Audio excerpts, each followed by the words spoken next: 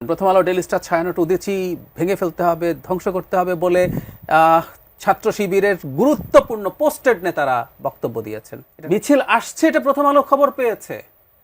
তো মব হলে এগুলো হয় না, তারা সাহায্য চেয়েছিল, সাহায্য হয় নাই। মব বলা হচ্ছে, আমি আসলে সাম্প্রতিক সময় অনেক মব দেখছি, তাও না। তার আগে শেখ হাসিনাকে সরিয়ে আমরা মানে ফ্যাসিবাদ সরাতে চেয়েছি বলছি, আমরা কেউ কেউ চেয়েছি। আর শেষ পর্যন্ত শেখ হাসিনা আসলে ফ্যাসিস্ট ছিলেন, উনি একটা আটার মাফিয়া ছিলেন। যাই হোক, বিতর্কে ঢুকছি না। আমরা আসলে শেখ হাসিনাকে সরিয়ে, তার ফ্যাসিবাদ যদি থেকেও থাকে সেটা সরিয়ে আমরা অনেকে আমাদের ফ্যাসিবাদ স্থাপন করতে চেয়েছি।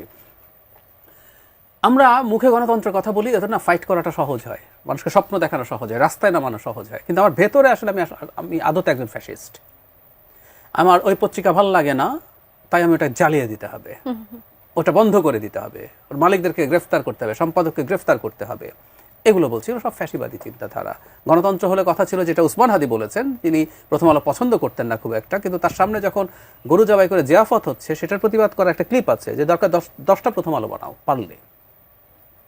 আপনি যখন পারেন না, তখন যখন এই গায়ের জোরে কাজটা করেন, এটা ফ্যাসিবাদ। আচ্ছা, এটা একটা অন্যরকম ফ্যাসিবাদ এসে হাজির হচ্ছে আমাদের এখানে। ফ্যাসিবাদ তো নানান কিছুর উপর ভিত্তি করে হয়, জাতি, ধর্ম, নানান কিছু। আওয়ামী লীগের বয়ান একটা ছিল, এখন ডিফারেন্ট একটা বয়ান নিয়ে সামনে আসা হচ্ছে। মব নিয়ে আমার একটা ভিন্ন দৃষ্টিভঙ্গি আছে। আচ্ছা, ডেইলি স্টার প্রথম আলো সেখানে মব হয়েছিল, আমি ডিসএগ্রি করি, আমি এটা মব মনে করি না। আপনি মবের ডেফিনেশন পড়লেই দেখবেন, মব আসলে একটা স্পন্টেনিয়াস, আনকন্ট্রোলড, ইনডিসিপ্লিনড মানুষ। উদাহরণ দিই, রাস্তায় হঠাৎ করে, মানে বাংলাদেশ কিরকম একটা অসভ্যতা করা সম্ভব, বর্বরতা করা সম্ভব, যে কোনো একজন মানুষকে আপনি তাড়াতে শুরু করুন এবং বলতে শুরু করুন পকেট মার বা ধরো ধরো একটা বলুন, এই যে হঠাৎ করে মানুষ দাঁড়িয়ে গেল, পেটানো শুরু করলো, এটা মব। কারণ এখানে কেউ তাকে প্ল্যান করে আনেনি, পেটাতেও কেউ বলেনি, ও ওর মতো করে পেটাচ্ছে, ইভেন মেরেই ফেলতে পারে। এটাই হচ্ছে মব, স্পন্টেনিয়াস। প্রথম আলো ডেইলি স্টারে এটা কি স্পন্টেনিয়াস কিছু ছিল? আমি মনে করি না। এটা একেবারে প্ল্যান্ড একটা জিনিস ছিল। হয়তো সামনে কোনো ব্যানার ছিল না, বাট ইট ওয়াজ প্ল্যান্ড। ওরা যাবে, উসমান হাদি তো হঠাৎ করে মারা যান নাই, ওখান থেকে যাবে, মিছিল আনা হবে, মিছিল আসছে এটা প্রথম আলো খবর পেয়েছে। তো মব হলে এগুলো হয় না, তারা সাহায্য চেয়েছিল, সাহায্য হয় নাই। এবং আমি যোগ করতে চাই, এবং যেভাবে পুলিশ নিষ্ক্রিয় ছিল, সেনাবাহিনী নিষ্ক্রিয় ছিল, যোগ করতে চাই আমাদের খুবই প্রিয় মানুষ জনাব নুরুল কবির 2.5 ঘন্টা ধরে ডেইলি স্টারের যে আটকে পড়া সাংবাদিকদের উদ্ধারের চেষ্টা করেছেন, তিনি তার এক্সপিরিয়েন্স শেয়ার করেছেন, দ্ব্যর্থহীন ভাষায় বলেছেন, হয় পুরো সরকার, না হয় একটা অংশ এই ঘটনা ঘটতে দিতে চেয়েছে। তো তার মানে দেখেন, একদম সুনির্দিষ্ট পরিকল্পনা, লোক আসবে, ভাঙচুর করবে। হ্যাঁ, এসব যখন করেন কিছু মানুষ সাথে যোগ হয়, কিন্তু মূল পরিকল্পনা করা হয়েছে। এবং আগুন নেভানো বা এটাকে ঠেকানোর জন্য সেনাবাহিনী, পুলিশ কাজ করবে না, ফায়ার সার্ভিস আসতে পারে নাই, আসতে দেওয়া হয় নাই। তাহলে এটা মব কি? আমার কাছে এটা মব মনে হয় না। মবের সঙ্গে এটা পড়ে, এটা একেবারে একটা পরিকল্পিত, ওইটাও পরিকল্পিত, প্রত্যেকটাই আসলে। কারণ ছায়ানটের 4টা প্রতিষ্ঠান, প্রথম আলো, ডেইলি স্টার, ছায়ানট উদিচি ভেঙে ফেলতে হবে, ধ্বংস করতে হবে বলে ছাত্র শিবিরের গুরুত্বপূর্ণ পোস্টেড নেতারা বক্তব্য দিয়েছেন। এটা নাকি তাদের slip of tongue, I don't know, তর্কে যাচ্ছি না। সুতরাং এগুলো পরিকল্পনা যে হচ্ছে তা জানি, তার চাইতেও জরুরি কথা, এই 4টা প্রতিষ্ঠানের বিরুদ্ধে দীর্ঘদিন থেকে সমাজে, জনাব নাহিদ ইসলাম কিন্তু একটা কথা বলেছেন, উইচ ইজ ইম্পর্টেন্ট, যে সমাজে সম্মতি উৎপাদনের চেষ্টা হয়েছে। এই 4টা প্রতিষ্ঠান সম্পর্কে ক্রমাগত মানে খুবই ইনফ্লুয়েন্সাররা এগুলোর বিরুদ্ধে ঘৃণা ছড়ানোর চেষ্টা করেছেন, এগুলোর বিরুদ্ধে মানুষ যাতে ঘৃণা উগরে দেয় সেই চেষ্টা করেছেন। তাতে আমি বলবো যে একেবারে পরিকল্পিতভাবে ধাপে ধাপে ধাপে ধাপে ধাপে এই জায়গায় এটাকে নিয়ে আসা হয়েছে। এবং এমন একজন মানুষের মৃত্যুকে ব্যবহার করেছেন, যে মানুষের সাথে রাজনৈতিক মতাদর্শগত ভিন্নতা থাকতে পারে, আপনার আমার আছে, কিন্তু যিনি কালচারাল ফাইট কালচার দিয়ে করতে চেয়েছেন। খেয়াল করুন, তিনি যখন বলছেন যে 10টা প্রথম আলো বানান, বা কালচার নিয়ে, যেহেতু তার নির্দিষ্ট দৃষ্টিভঙ্গি ছিল, তিনি মুসলিম কালচারাল আইডেন্টিটিতে বিশ্বাস করতেন, আমি ওনাকে যদ্দূর শুনেছি, সেই জন্য দেখবেন তিনি ইনকিলাব কালচারাল সেন্টার বানিয়েছেন।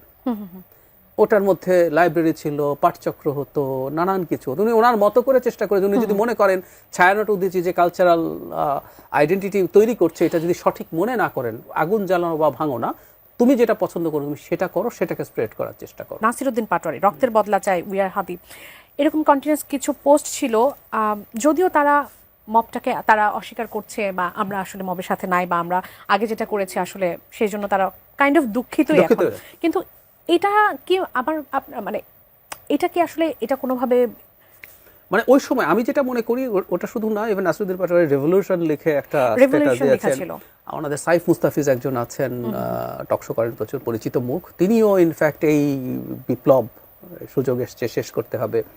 প্রভাব ফেলে কিনা এটা? ফলে নিশ্চয়ই ফেলে, কারণ বিপ্লব করে ফেলতে হবে যখন আপনি বলেন, তখন এক ধরনের আলাপ আছে যে বিপ্লবের মধ্যে নানান বিশৃঙ্খলা ঘটে, এটা ভুলো না। কিন্তু প্রথম দিন থেকে আলাপটা ছিল এটা বিপ্লব নাকি গণ অভ্যুত্থান। আমরা সিরিয়াসলি ফাইট করেছি প্রথম থেকে তাত্ত্বিকভাবে যে না, এটা গণ অভ্যুত্থান ছিল। কারণ বিপ্লব মানে সমস্যাটা কোন জায়গায়, কেন এগুলো ঘটলো, এটা একটু মেলানো যাবে এই বিপ্লবের সাথে।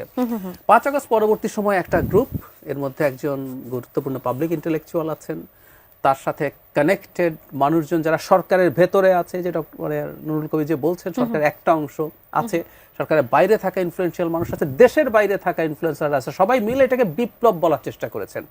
বিপ্লব বলার উদ্দেশ্যটা কি, এর মধ্যে যে একটা মারাত্মক ষড়যন্ত্র আছে, এটা অনেকে শুরুতে ধরতে পারেননি। এর যেহেতু বিপ্লব, একটা বিপ্লবী সরকার হবে। খেয়াল করবেন ওই পাবলিক ইন্টেলেকচুয়াল ডক্টর ইউনূসের প্রেসিডেন্টের কাছে শপথ নেওয়ার বিরুদ্ধে কথা বলেছেন শপথ নিতে হবে শহীদ মিনারে, কোন একজন শহীদের বাবা বা মায়ের হাতে রেখে সংবিধান বাতিল করে দিতে হবে, তারপর ডিক্রির মাধ্যমে দেশ চলবে, আস্তে আস্তে সংবিধান লেখার জন্য তারও আগে ওই যে গণপরিষদ নির্বাচন হবে, তারপর সংবিধান লেখা হবে, তারপর দেশের নির্বাচন হবে।